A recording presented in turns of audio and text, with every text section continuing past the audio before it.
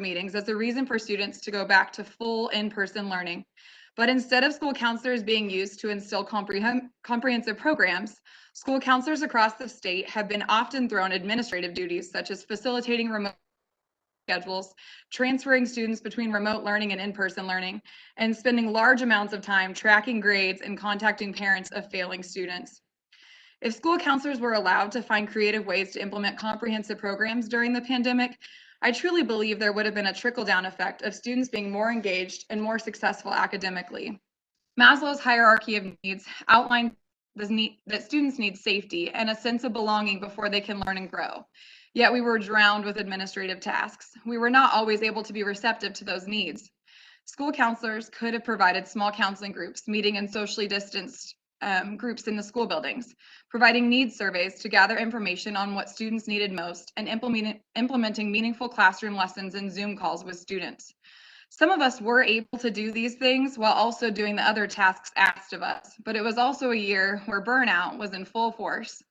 School counselors, like many teachers and administrators, put their own wellness aside this year to work many more than contracted hours. For months, we have watched as parents and school board members have discussed that students are struggling with anxiety, depression, and isolation during the pandemic. However, we still have not begun to mandate comprehensive school counseling programs and a reasonable ratio for school counselors in Kansas, addressing the issues at their root. This brings me to my final discussion. What can you do as a committee to enhance mental health in schools for all students?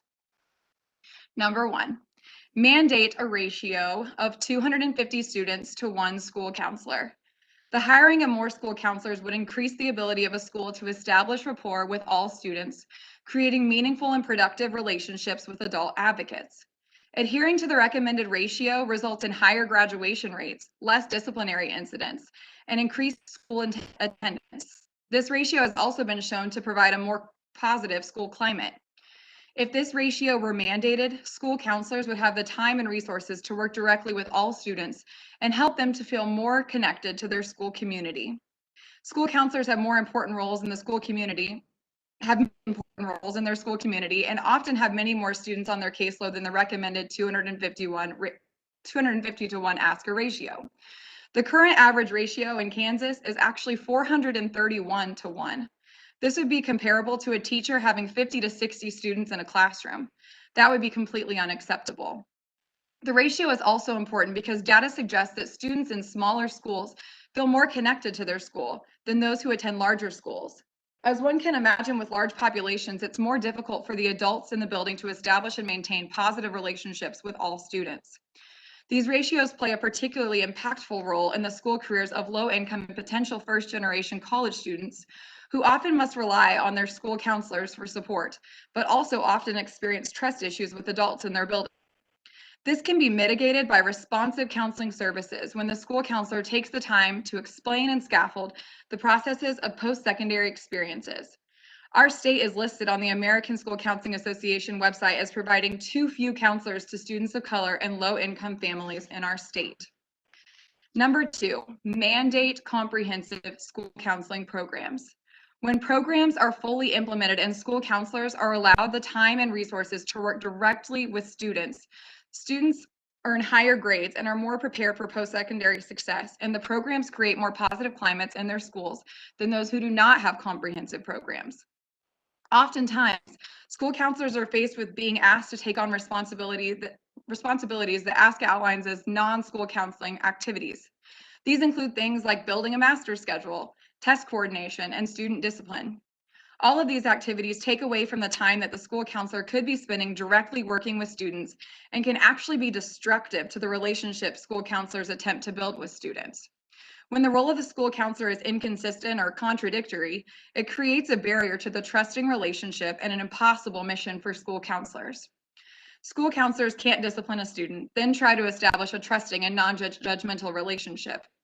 Holland states, school counselors experience multiple and conflicting roles. They are tasked with college counseling, course planning, scheduling, facilitating communication between students, teachers, and parents, and acting as mental health counselors. Providing all these services to all students is virtually impossible, especially when counselors have high caseloads. 80% of a school counselor's time should be spent on direct services, such as instruction, appraisal, and counseling. These direct services are delivered through core curriculum, individual student planning, individual and group counseling, and responsive services. No more than 20% of a school counselor's time at work should be spent on planning in support of their program. All of these factors play a role in how much of a school counselor's time can be spent directly with students, and if the students can trust that a school counselor will be a consistent adult in their lives. Hire more school counselors and ensure that all students have access to a licensed school counselor in their building. While other mental health professionals in a school community are valuable, they do not possess the educational preparation to implement comprehensive school counseling programs and should never replace a school counselor. School counselors are required to possess a master's degree and are uniquely qualified to address all students' academic, social, emotional, and career development. School counselors are unique from other school personnel because they provide services to all students, which is different than social workers or school psychologists. While mental health liaisons can also be beneficial in school setting, their job is to connect students to long-term therapeutic resources and are not used for acute issues occurring during the school day. Each of these mental health professionals have a part to play, but in order to allow comprehensive programs to be implemented and the benefits to be reaped, more licensed school counselors are needed. School counseling programs are preventative in nature. We are working with all kids, even those who might not seem to have tier 2 or tier 3 mental health concerns. By doing this, we are able to curtail mental health issues early, teaching coping skills and showing students resources that can help when they do have needs arise. School counselors are one of the few preventative mental health resources we have at our disposal in schools, and we need to hire more. Because between 70 and 80% of adolescents with a mental health disorder are not receiving treatment, school counselors are often the first and sometimes only line of defense. Additionally, students who receive counseling services at school are much more likely to follow through with these services compared to only receiving community services. I appreciate your time and consideration of the proposals that I have put forward. I'm so grateful for the opportunity to share my passion about the empowering work that school counselors are doing in the state of Kansas, and I am so glad that you know and value the work as well. I want to make sure that I take the time to say how proud I am of our teachers who have worked so hard this year to ensure continued success for students, even when given a near impossible task. I'm so proud of our administrators who have tried their best to advocate for their staff and to ensure that all needs are being met in their buildings. And also how proud I am of our students. I am amazed daily by their resilience, their understanding, and their insightfulness. It is a privilege to work with these teachers and students, and one I am truly grateful for. Thank you. Thank you, Ms. Brown. And for time purposes, would you mind sticking around in case we have questions for you later? Absolutely. That would be awesome. With that, I believe Mr. Smeaton has joined the call. Are you there, sir?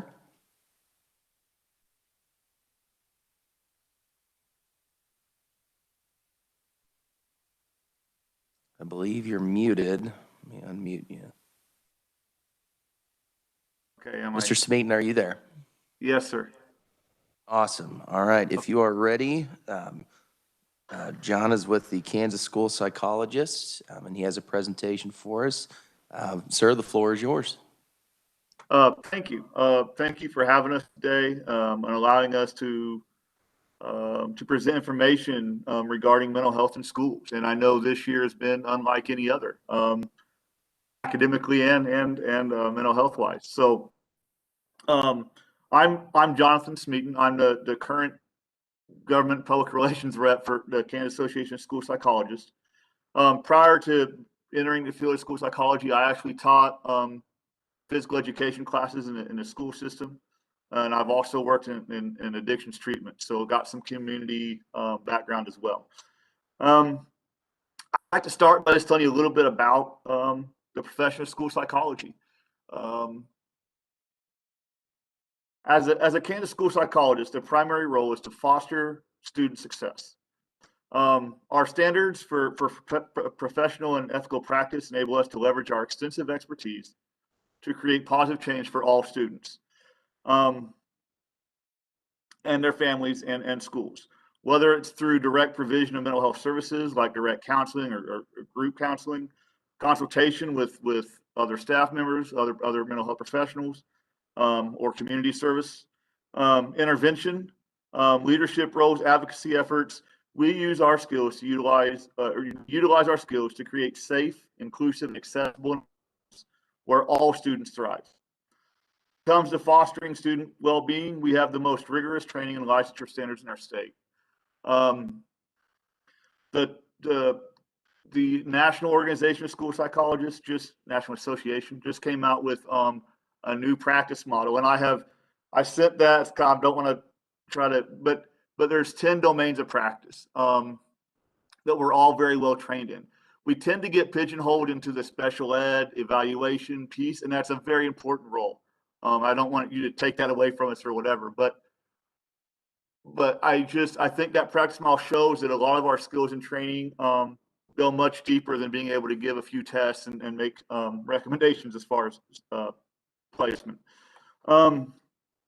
School psychologists are an integral part of the mental health team in schools. Today we're just going to join with our colleagues from school counselors and school social workers to provide you with information regarding the impact of mental health on students.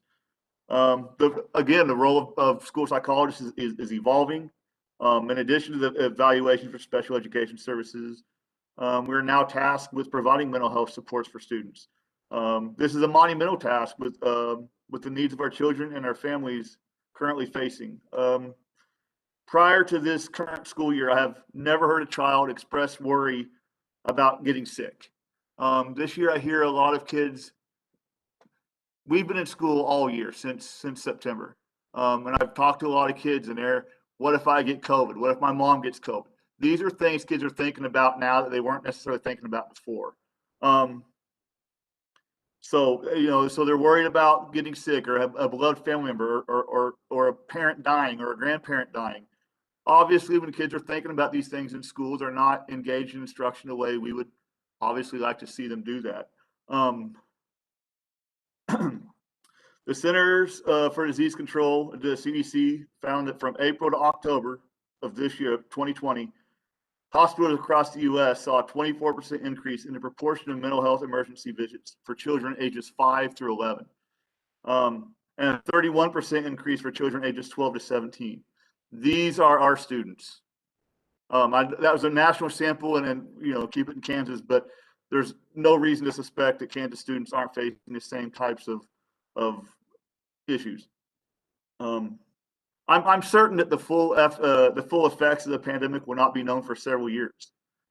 We do know that both students and teachers are experiencing an unprecedented level of stress due to social isolation, conducting school online, worries about being sick, contracting COVID-19, loss of normalcy routine, loss of income due to job loss, layoffs in the family unit, and sadly, loss of relatives having passed away due to the pandemic. I have also included in my testimony a graphic to demonstrate some of the role school psychologists play in supporting mental health in our schools. And again, it's everything from evaluation to crisis to consultation, to program development, direct service, crisis response and intervention.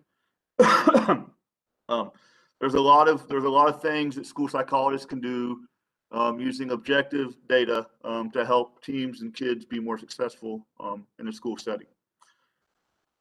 According to the U.S. Department of Health and Human Services, 1 in 5 children and adolescents experience a mental health problem during their school years. This data was collected prior to the global health pandemic that has resulted in social isolation, job losses, and over 4,300 deaths within the state of Kansas. The same report states that self-injurious behaviors and suicide are on the rise. This was, again, before the pandemic, particularly among youth. Unfortunately, estimates of up to 60% of students do not receive the mental health treatment they need due to the stigma or lack of access to services.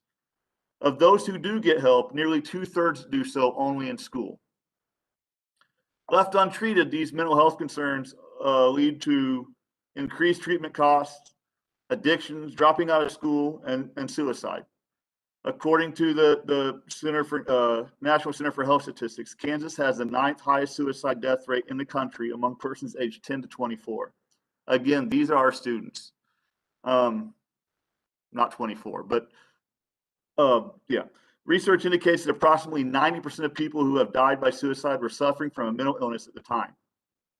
Personally, I have conducted more suicide risk assessments during this school year than in my previous 4 years combined. The district in which I work has been in person school all year. There's been a few days missed here and there for different quarantine situations, but we've been in school all year, and so we're able to do those risk assessments and come up with plans and intervene in those ways. The kids that are not in school, that has to be handled a little bit differently. Mentally healthy children are more successful in school and life. Research demonstrates that students who receive social, emotional, and mental health support achieve better academically. Mental health is not the absence of mental illness, but also encompasses social, emotional, behavioral health, and the ability to cope with life's challenges. We call that resiliency. Schools are an ideal place to provide mental health services to children and youth.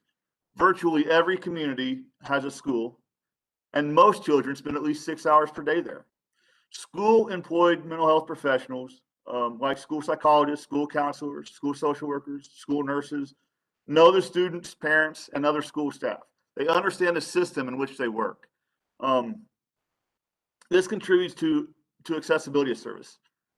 In fact, research has shown that students are more likely to seek counseling and engage in services when they are available in school. Mental health services support the mission and purpose of schools, which is learning. School-based mental health services focus on the child within the school setting and on collaboration with families. These services range again from prevention and skill development to intervention, evaluation, referral, collaboration, and consultation and counseling. Providing this continuum of mental health services is critical to effectively addressing the breadth of student needs. Comprehensive mental health services are most effective when provided through a multi-tiered system of supports by school-employed mental health professionals. This multi-tiered model encompasses a continuum of need. Not every kid needs direct counseling services every day with a school counselor, but many kids do need supports in the classroom or things like that. This multi-tiered model encompasses a continuum of need, enabling schools to promote mental health wellness for all students. We can identify and address problems before they escalate or become chronic, and provide increasingly intensive data-driven services for individual students as needed. Access to adequate staffing of school-employed mental health professionals is essential to the quality and effectiveness of these services. As I stated previously, we will likely not know the full effect of the COVID-19 pandemic for several years. If we want to make progress in the area of mental health for our students, we must commit resources to getting people into these fields. School-based mental health professionals are all required to hold at least a master's degree in a respective field. School psychologists in Kansas and nationally must have a specialist, which is master's plus 30, specialist in education degree in addition to their master's degree. Additionally, all the mental health professionals in schools have been outside of providing mental health services. Again, school psychologists are tasked not only with the crisis intervention, the crisis response, but also with the special education evaluation piece. School counselors, I know the building I work in, a lot of our school counselors are asked to spend a lot of time on scheduling, and those are important tasks, but it's not the same as direct mental health supports and services. Our school social workers that I work with, they're a lot of times asked to help write behavior plans and do some of those things. They're very well trained and capable of doing those things, but again, that's different than providing direct mental health services and supports to students. The need for services is great and rising, especially considering the state has task force leading to additional requirements for these professionals. With legislature requiring schools to increase training and policies regarding things such as suicide and bullying, our roles expand even more. Some specific recommendations. We're often kind of asked, well, what can we do to help? So but I think specific policy recommendations would include continued funding and expansion of the Kansas School Mental Health Initiative. I did hear it was refunded with a little increase for this current school year, and it's expanded some. We would like to see that continue to grow and continue to be funded. Scholarship opportunities, we got to get more people into these fields. Several years ago, we came before you talking about the critical shortage of school psychologists, and we've been able to work through with the Kansas State Department of Education on getting more folks licensed to be school psychologists. But we're still not to where we would like to be. And I think things like tuition assistance for folks entering school psychology programs or school counseling programs to help fill that specific need. Loan forgiveness, reduced tuition, that would encourage people to enter the field. We hope, we think. And then we need to prioritize efforts to create safe and supportive school environments for all students. We can do this by providing funds to integrate social emotional learning into the curriculum, adopt positive discipline and restorative justice practices, provide ongoing professional development, particularly related to toxic stress, adversity, trauma, resilience, improve school mental health services, and strive toward the recommended staff ratio of 1 school psychologist to every 500 to 700 students. And this is total student population, not just the number of IEPs or number of disabled students. That will allow us then to step outside that evaluation role even more and have an even greater impact on student mental health and well-being. So I just thank you for your time today and the opportunity we have to have this conversation about this very important topic. John, thank you very much.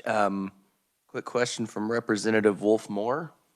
Sure. Thank you very much, Mr. Chair, and thank you so much for your presentation, and especially thank you for all the work you do. I was going to ask you, but then you mentioned it briefly about the mental health pilot initiative that the legislature implemented a few years ago that it connects you with the mental health professionals at the community mental health centers. Tell me a little bit what's worked about that and how it's been helpful. I like the program. I just want to hear directly. Okay, so I like the program too. I'm going to probably have to defer to some of my colleagues on this. That's okay. The district that I am working in currently is not involved in that program. I was going to ask that. So I don't want to speak from what I hear from other folks. It's working well, and we're able to get kids to the services in the community that they need.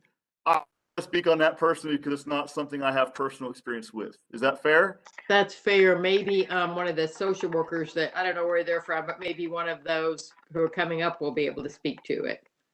I can also speak to it a little bit. That'd be great. Lindsay. Yeah, we have a mental health liaison in our building. She's fantastic. Was this our second year, maybe third year in the program? It is awesome to have somebody to refer kids to directly, and for some of our students to receive services within the school day at our school buildings. That's been really helpful. I think what I would like to see, I guess, be careful with is I think when I hear that we need more mental health people in our buildings, a lot of times it's suggested that the mental health liaisons be the people that they hire. I think what I would say about that is that they work with few students.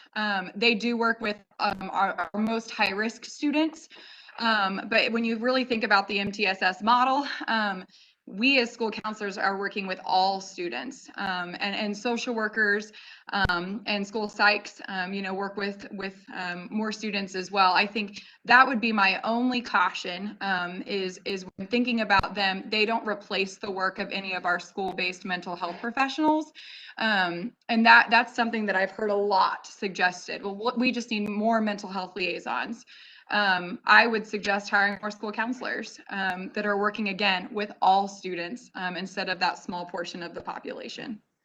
And if it's okay if I follow up on that, Mr. Chair. one of the reasons we did this, and I completely understand what you're saying, and thank you for that, is so that summers, weekends, so the way it is actually working in your school or your district is that it's someone you can sort of make a better referral or a better handoff to for some of your more serious cases, and they can see them on hours that maybe the counselor wouldn't be available. I think that was part of our thought anyway. And absolutely, you're completely correct. They definitely work with them in the summer and in the evenings. That is absolutely true. I would also argue school counselors don't take much of a summer. I know we're working with a lot of those students, but definitely not in the direct counseling capacity that they are in the summers and in the weekends and all of that. So absolutely, you're completely correct in that assertion. Thank you so much. Yep. Can I speak really quickly? Representative? Sorry, who is that? This is Norella Munoz. I'm one of the Hi. school social workers. Good afternoon. How are you? Good, good. Go ahead.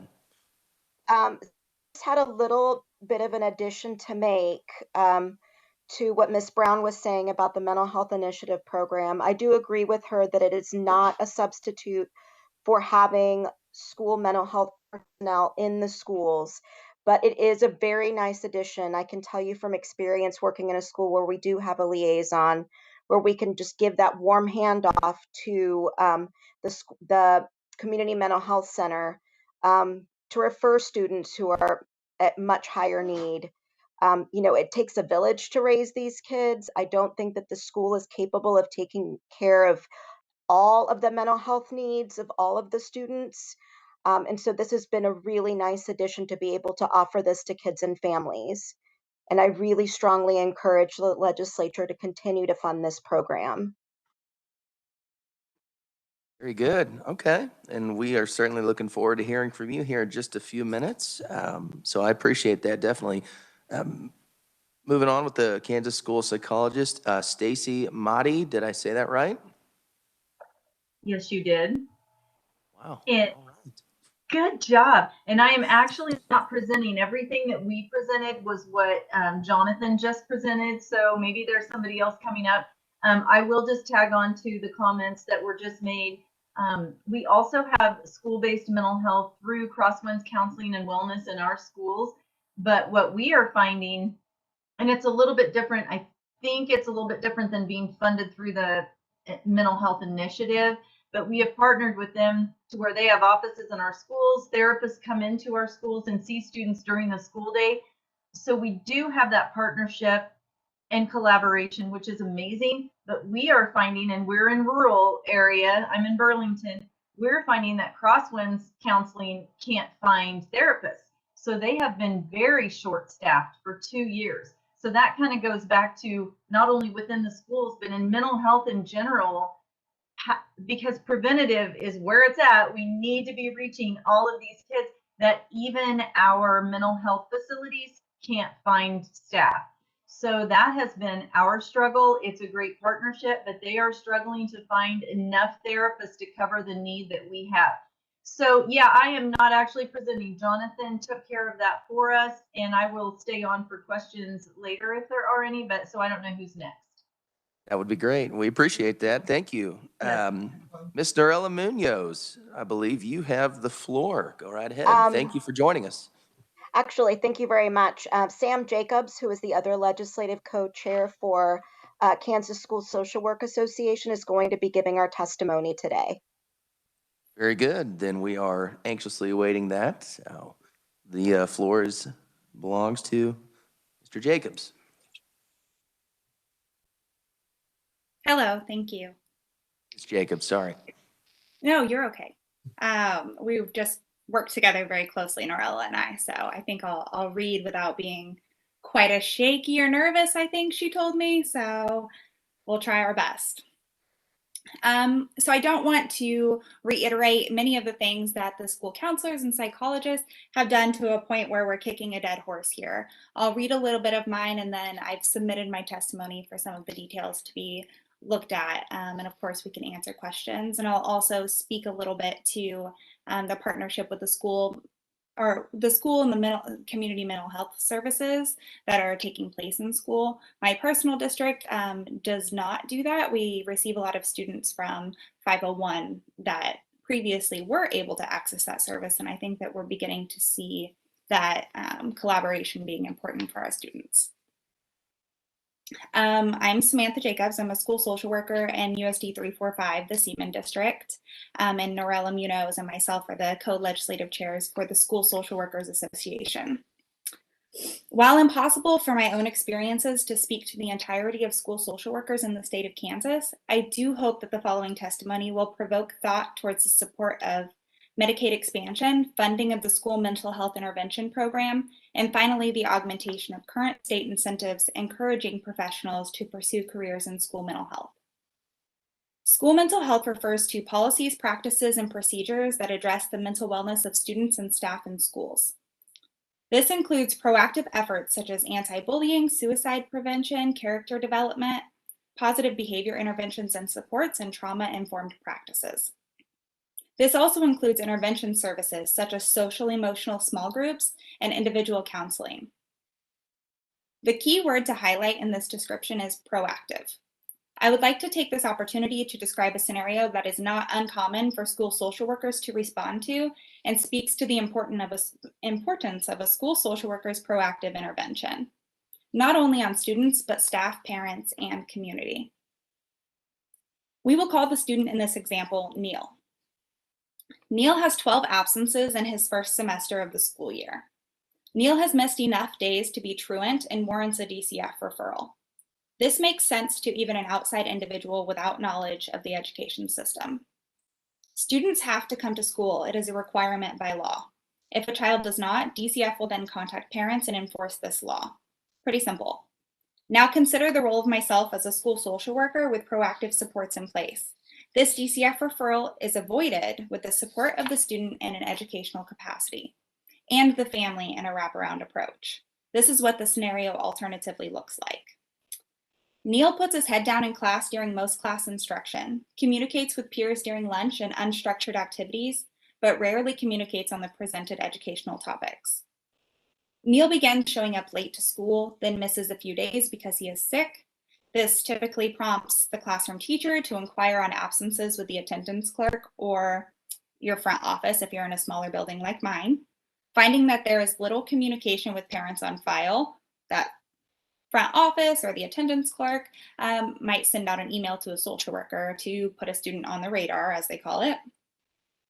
I then look into Neil's historical grades, speak with the school nurse, contact Neil's previous school social worker, and call Neil's father to set up a time to meet with him. After these tasks are completed, I have found out the following. Neil has struggled with academics for the last 2 years. Neil has off and on missed periods of school.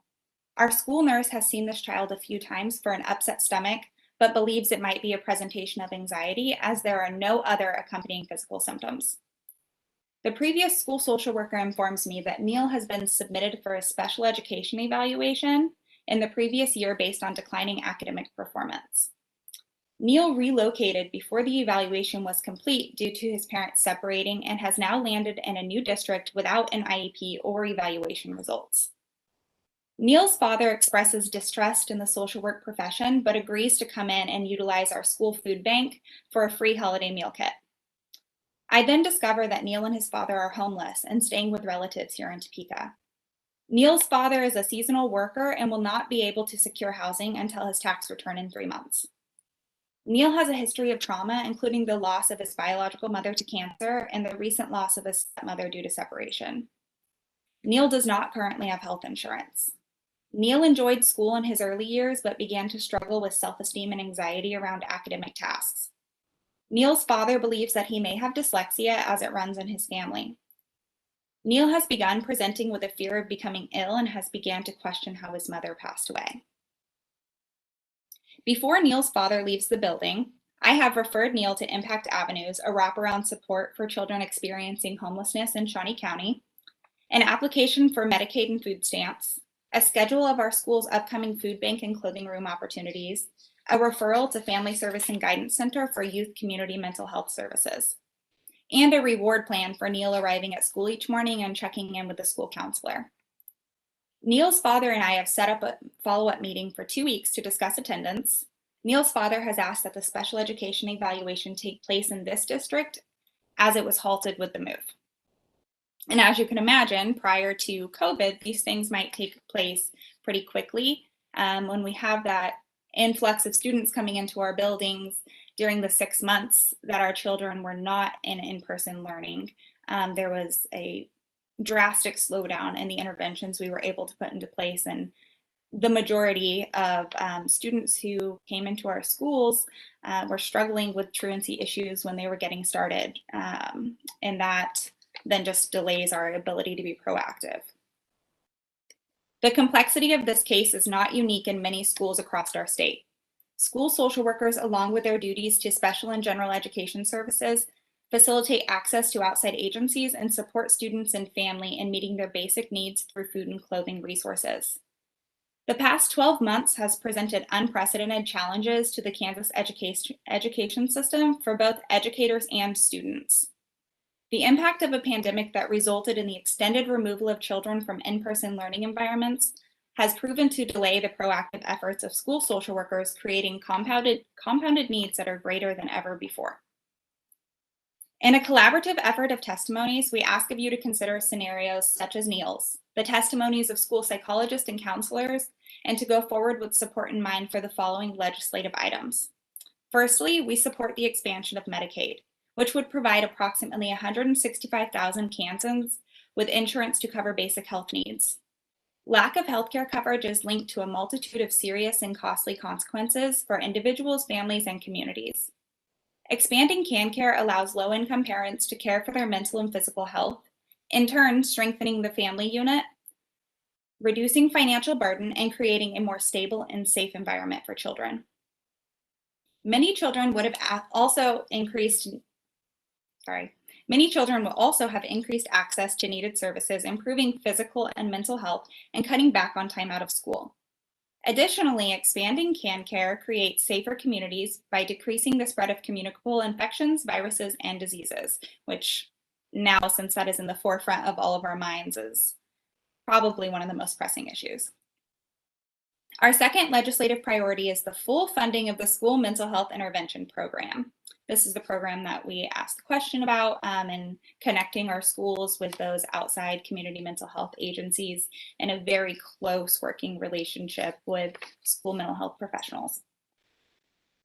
During the 2019-2020 school year, over half of the students involved in the program showed improvement in attendance, academic performance, external behavior, and internalizing behaviors.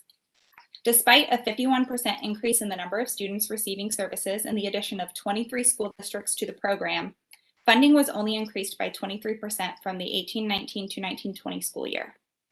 With adequate funding, this program could serve more students across Kansas with even better results. Thus, we encourage you to advocate for increased funding of this program, which would allow for its expansion to rural districts needing services, ensure that providers are being fully and appropriately compensated, and allow for more students to receive higher quality services.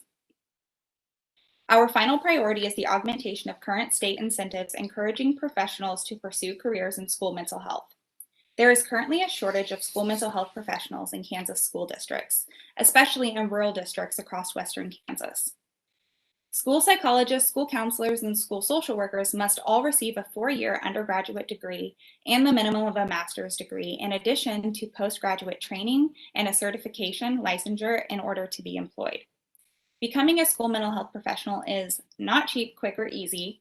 Kansas needs to incentivize individuals to pursue a career in this field, with additional incentives for individuals located in rural and underserved districts. This could include loan forgiveness, reduced or free tuition at state colleges, and increased stipends. Without school mental health professionals, children and youth are more likely to display maladaptive and/or disruptive behaviors and would be at higher risk for suicide, untreated and/or chronic mental health issues, and undetected abuse and neglect.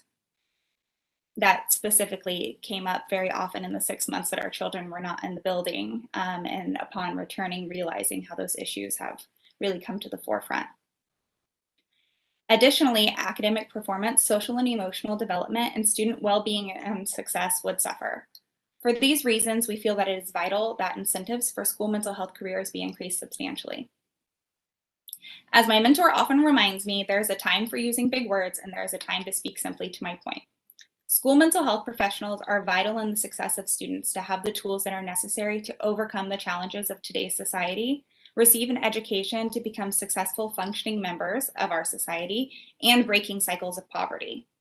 Again, thank you for your time today and hearing the testimonies of school mental health professionals. We are able to answer any questions you may have regarding our testimonies or in regards to the challenge of returning students to on-site learning during this pandemic. Very much for that. Committee, you also have a couple of emails with some testimony from John Smeaton as well as Dr. Judy Hugley, I believe, or hopefully I didn't butcher that name too bad. So definitely want to review those. I believe that's all we have as far as verbal or virtual presentations from folks. And with that, I'm going to go ahead and open it up to questions. Any questions for the committee? Representative Wolf Moore. Thank you very much. First of all the presenters were fabulous. It was just a great job. And thank you for all you're doing. Samantha, I especially want to thank you for speaking so eloquently about Medicaid expansion. It would do all the things you said. In addition, I think now that the states around us have passed or in the process of implementing Medicaid expansion, they're able to lure many of our community mental health center employees and behavioral health professionals away from Kansas, especially if they're very close to the border, because they have so much more money infused because of all those federal dollars. I do have a question. So you're exactly right, and thank you so very much.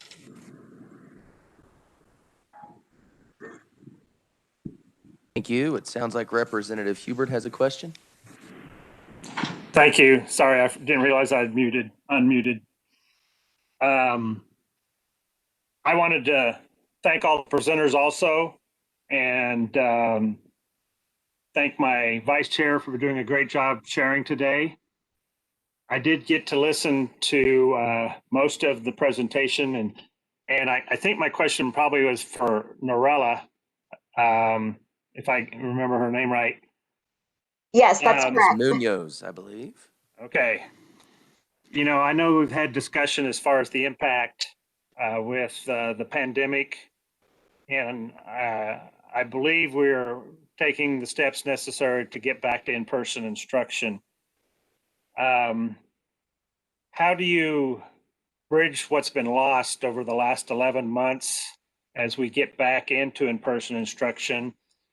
Do you currently now, even over the last 11 months, have you had the ability at all, especially with the at-risk and special needs students, to overcome what's been lost? Because that's the biggest challenge I think we have to face with is just what's all been lost in the last 11 months. So if you could respond to that briefly, I'd appreciate it. Right. And I completely agree that, because of the fact that, we've been in a pandemic for almost a year now and students haven't been able to attend school fully in person, there has been, some loss in terms of, their academic learning and certainly, their social emotional growth. I believe that kids are really resilient. I don't believe that this has been a lost year. I do believe that, I can speak from my own experience in my own school district and the efforts that we've made to try to keep those connections with kids going. I have been on multiple home visits to see my kids that are on my caseload and other kids that I work with. I know teachers are reaching out by any means available, Zoom, phone calls, texts, just to make sure that kids know that we care about them, that we're here, and that, we're willing to do whatever it takes given, some of the parameters that we have to work with to ensure that they're getting their needs met. Thank you. Representative Bergkamp. Thank you, Mr. Vice Chair. This probably pertains to all the presenters. First, thanks for your time today and for all the information. It's very helpful.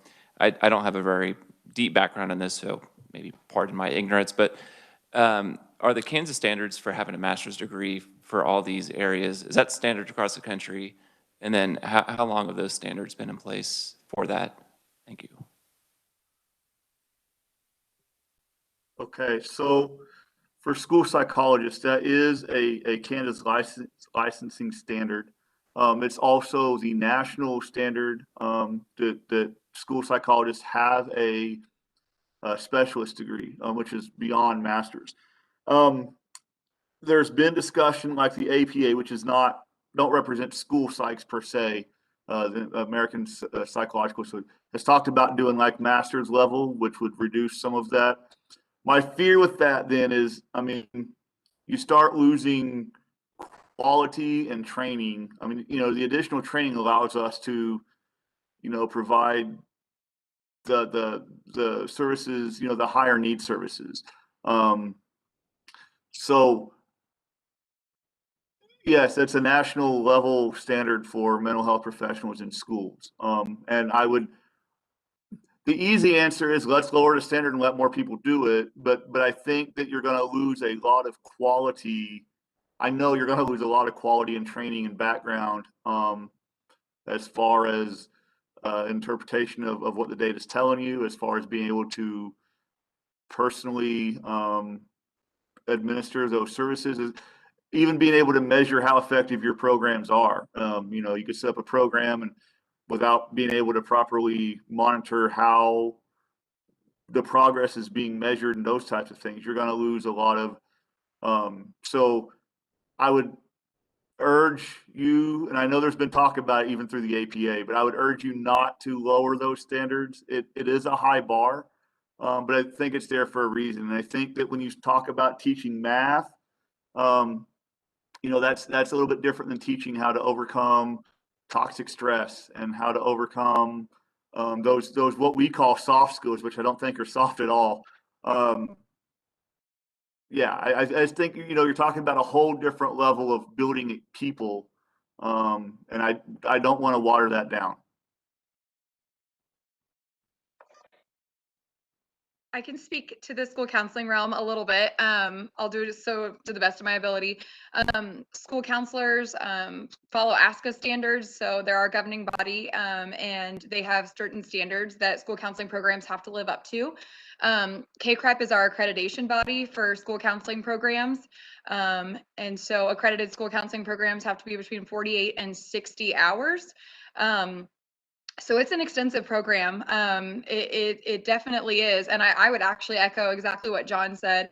I feel like it's necessary. I feel like I gained extensive knowledge in my program. And I was 12 hours shy of my LPC when I finished. So a private clinical counseling license. And now I actually hold it, as do a lot of school counselors. So I think it's important to note that we are licensed mental health professionals. And what John said is exactly correct. Trying to lower that number would be really scary and wouldn't prepare us as adequately. But I also think, like so many of the presenters discussed today, some sort of compensation for the programs and the requirements that we have when it comes to salary. I know as school counselors, we're actually on teacher salaries most often. So even though my master's level program requires many more hours than a typical master's program would, we're not actually given anything in return or incentivized in any way. And I think that would be huge for school counselors to have something like that in place so that they could, people would want to go into school counseling. I know a lot of people who are like, I don't know if I want to do admin or school counseling. Well, an admin program's 30 hours and a school counseling program is sometimes 60. So sometimes financially, it just makes more sense to go into an admin program rather than a school counseling or a school psych or a social work program. So I guess that would be my insight on that. Any questions from the committee? Representative Byers, did you have a question? I did, and thank you. Awesome. Something is wrong with my WebEx. My raise hand function does not work, and I can't chat with anybody. Oh, So can you hear me? yes. Okay, so first of all, I'd like to thank the presenters. I was a public school teacher. I taught for 32 years, and my last year in the classroom was the 18-19 school year in Wichita schools. And so we were beginning to see access to mental health folks that were coming in to help out in the counseling situations, and what a great boon it is. I also greatly appreciated the fact that in your discussion, you mentioned those schools that were in person this whole time and increased challenges that youth have faced mental health wise during this pandemic. Because we've heard a lot about people that were in remote schooling and those impacts, but it's important that we note that it's not just remote. It is everybody who's had these issues. Thirdly, I also want to say thank you for explaining the vast amount of responsibilities that school districts assign to you beyond mental health. I think that's important for us to know and to consider as we move forward with this, that when a person says I'm a school counselor, oftentimes it doesn't involve spending a lot of time talking with students about mental health, but more time involved picking out classes and moving forward, and how each of these roles play. And maybe even if we could go into a little further depth on the school social workers and the roles they play beyond counseling issues. Sure, I can definitely speak to that a little bit further, to the role that school social workers play. My position is actually funded by special education money specifically, which in short means that my paycheck comes from seeing the children with social work services prescribed to their IEP plans. My job certainly goes much further extensively after that description, including we are very lucky in my building to have a school mental health team that is comprised of our counselor, psychologist, our administration, and 2 social workers. But a lot of effort goes into just meeting the general education needs. I work in a Title I school. We have a very high population of impoverished individuals. We have started, since I began there with myself and our other school social worker, Kelly Hegarty, a food and clothing bank that we run. We've actually become a full pantry. So we meet the basic needs of individuals. 2 times a month, we make sure to try to do that. We also have clothing for children.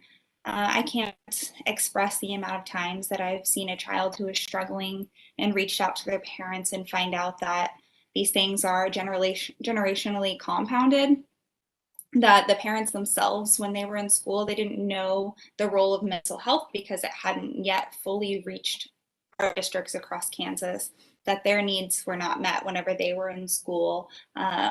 And also overcoming the negative stigma of social workers in that capacity. So it's been really, it's a blessing, but on top of what is written down on paper that I do, going into classrooms, doing Tier 1 services to help increase social emotional standards for children, going outside in the community and connections with Family Service and Guidance Center, working with those case managers. Often I'm probably in contact with probably 3 case managers a day. We have some therapy that happens in our building and facilitating that, and we are not part of that coalition to bring the school mental health into our school. So kind of running that on our own ship right now without the extra funding to support it. There's a lot. Norella, did I miss anything that you do in your job? I work at an elementary level. Norella works in a high school, so that looks a little bit different.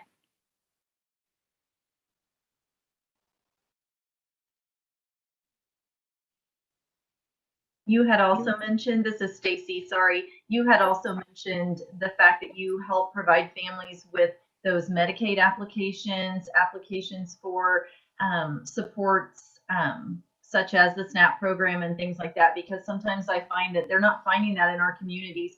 Over the last 10 or 20 years, all of those Social Security offices, all of those have closed, and they're only in big cities an hour away. And so for people that don't have transportation, they don't have ways to do that, and they don't have computers and internet to do that. A lot of that is online now. So I just wanted to mention that's one thing you said, which is so important, helping our families find the resources they need for those additional supports, which I think is a huge role. That's something our social workers do a lot of, as well as the rest of us as well too. Yes, thank you, Stacy, for mentioning that. I guess it's kind of hard to remember all that we do. Part of that, I think, specifically that's been highlighted by this pandemic and the families becoming a very important role in our children's education by needing to facilitate that learning from home, is that we have found that a lot of parents and those compounded generational issues have their own mental health needs that are not being addressed. Unemployment was at an all-time high. The children were trying to read and do math with many parents who did not have education background themselves, and which was increasing stress, highlighting the weaknesses for parents, and just really creating havoc in all of our communities. And we have exponentially increased our services to whole families to wrap around and support those families and get them in touch with services like Vallejo, our adult community mental health facilities, and getting those parents in touch with unemployment services and access to Wi-Fi and computers to do that. And sometimes in the case of just using the computer was a difficulty. So being able to operate a MacBook for them so that we can get that kind of thing done has been a very important part of our job, especially over the last year. Thank you for that. I think sometimes we lose track of the fact that our public schools are so much a hub in the central of the community, and how our support services, especially with our social workers that are there, become those community liaisons, not just for the student, but also for the entire family, because we know the family health directly impacts the health and well-being of the student. Thank you for your answers. Thank you for that. Any other questions from the committee? I have a couple, but I will wait and see if anybody else has any more questions.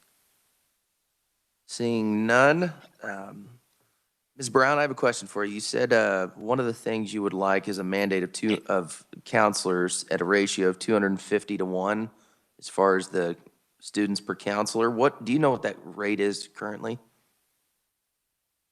Yes, I think I have it right here. I just gotta look at it for a second. I believe 131 to 1 in Kansas. I just want to make sure I'm giving you the exact accurate number. Yes, 431 to 1. I can tell you my ratio at my high school is 366 to 1. So I asked my practicum students just last week what their ratios were, and not one of them were even close to the 251 ratio that's recommended by ASCA. Great question. All right, very good, thank you. And then I have a question for Mr. Smeaton, if I could, please. You said 24% increase on ages 5 to 11 when you were talking about mental health, but I didn't catch the increase from 12 to 18-year-olds. Okay, let me relook at that. Off the top of my head, I don't remember, but I can get that for you here. Yeah, the percent of hospitalization, increase of hospitalizations. Just so I know where to look at. 24% increase, mental health emergency visits to hospitals to 511, 31% increase, ages 12 to 17. And again, those are all high school, elementary to high school age students. Awesome, thank you. And last question for you, sir, if I could. You said 1 out of 5 prior to COVID students with mental health. Have you seen any data that would indicate the increase there? Just So I have seen a ton of data, but I almost even put a statement in my thing, but then I could not trace it back to an actual document. So I do know that we've talked. So I also do a lot of work at the national level, just with our national association as well. And somebody from Michigan, again, I don't want to relate to Michigan, but had said that they had seen an increase they'd done a survey just in Michigan, and they were talking about kids who, before the pandemic, how many kids in the school saw their school counselor, and then while schools were closed, how many kids would like to see their school counselor or school psychologist or school mental health professional. And they had gone from like 35% of children knowing who those professionals were in the building, to about 70% wanting to get in contact with those individuals. Again, so whenever I've been in school, my district has been in school all year. So I don't want to speak on that. I do know that folks have reached out to me personally. I try to do a really good job of being visible. When you're in 3, 4, or 5 buildings a week, it's hard, but I try to be visible when I'm there. Kids kind of know who I am. But I've had kids who have sought me out this year more so than I ever have before. So if the services are there and available, we can provide them. But getting folks to understand that I can't see every kid, nor can anybody else see every kid in the building. That's where, and I can't be there every day. I'm serving 4, 5, 6 buildings. It's just really difficult. So again, it's that need for just more professionals in the building. Very good, and I certainly appreciate what y'all have done there, and hopefully I have a question. Representative Sanders. Thank you, Mr. Vice Chairman. Relative to the issue of this 250 to 1, are there people available? I mean, could we even meet that standard? If it, obviously money is an object, but even if money wasn't, could that standard even be met? That's a really good question. I think it would take some incentives to get more school counselors into school counseling programs.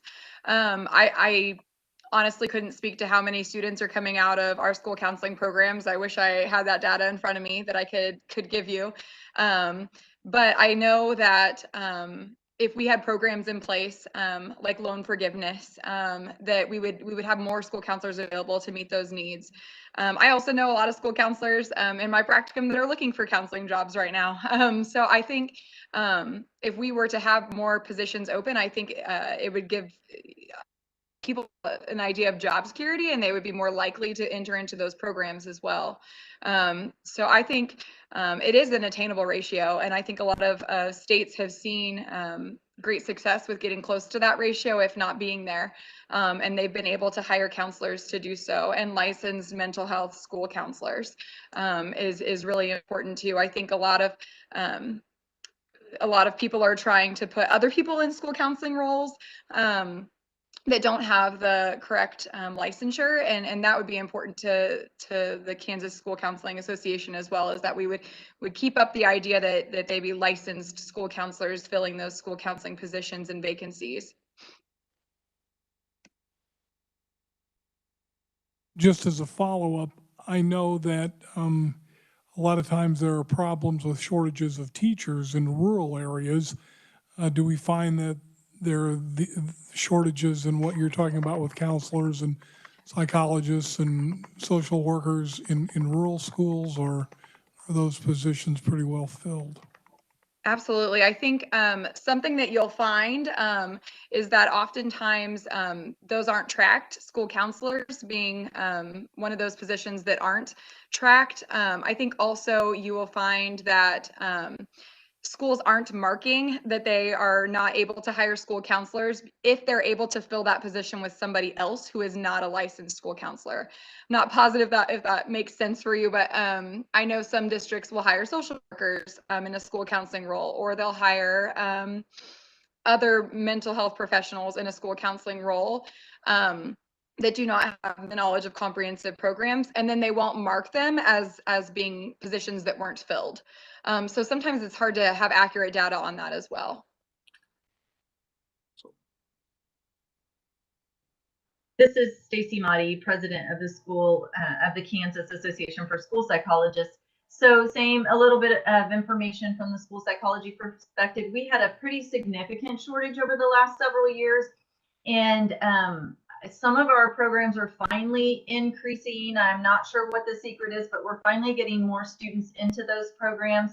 So like Wichita State has a very large group of school psychology students right now, which is wonderful. We're finally making those gains. one of the things that we recently talked about this at our board retreat, and one of the things that we're seeing is some of those really rural areas like Western Kansas still continues to have significant shortages.